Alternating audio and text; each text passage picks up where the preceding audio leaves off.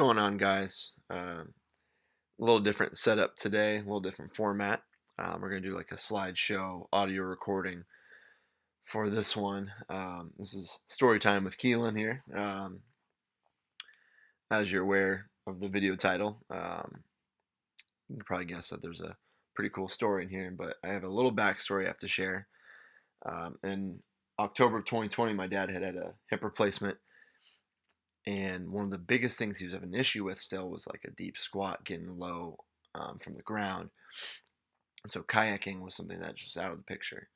However, February 2021, he finally agreed to go kayak fishing with me. And we went into Ding Darling, which is an easy launch point. It was great. So we go out there, and the fishing is dead. There's nothing going on. It is like a low tide. I wasn't super prepared. But whatever. We try to go out into the Pine Island Sound, out into a little more open water, get a little bit, more opportunity. And we look out and we see this lump sticking out of the sand. We think, oh crap, it's a dead manatee. So we go over to it and it's not moving. So my dad calls FWC, Fish and Wildlife Conservation. And he calls them and they say, well, any wounds? I'm like, well, there's a little scratch, but not too much. And so, well, lift its head out of the water. If it breathes when the head gets lifted out, it means we're good. If not, then no good. So, as you can see here, my dad lifts the head out of the water and takes a big breath.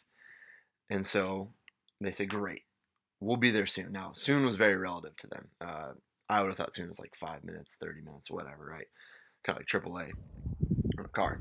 Their soon was 3 hours. So every minute for 3 hours, it was mostly my dad lifted this manatee's head out of the water.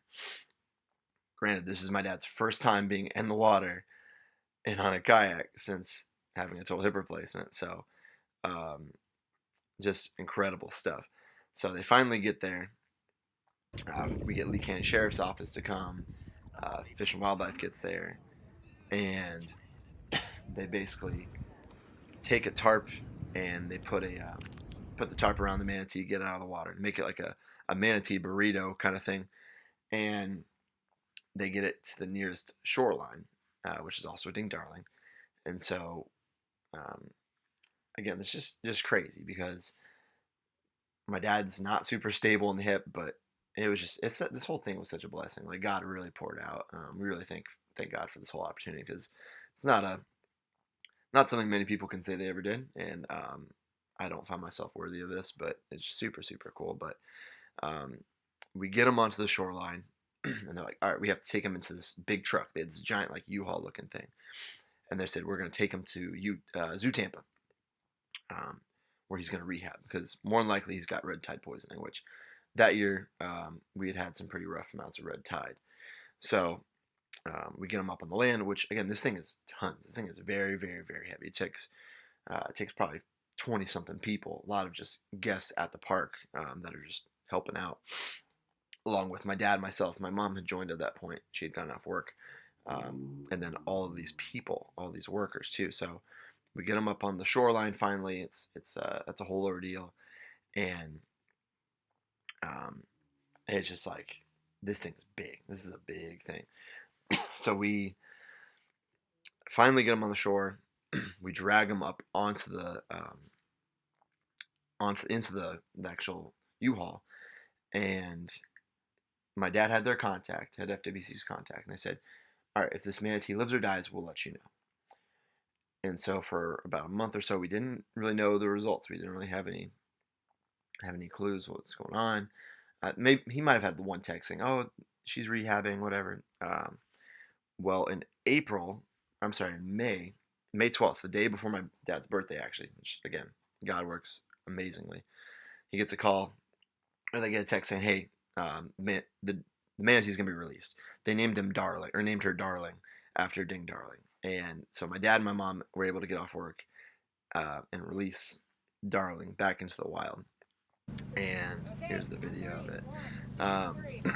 Just super, super cool. So they went over to an area in Pine Island, and they released her back into the wild. And and she made a full rehab. She made a full recovery. Um, just amazing, amazing stuff. Stuff that I never thought I'd be a part of. Um, as you can see, my mom. I think she already did, but um, yeah, it was slippery. She fell, but it's okay. But it was really cool experience, really cool time, and I'm just super grateful for it. I figured I'd share it with you guys too.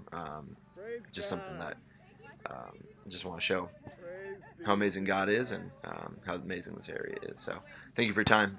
We'll catch you on the next one. Peace.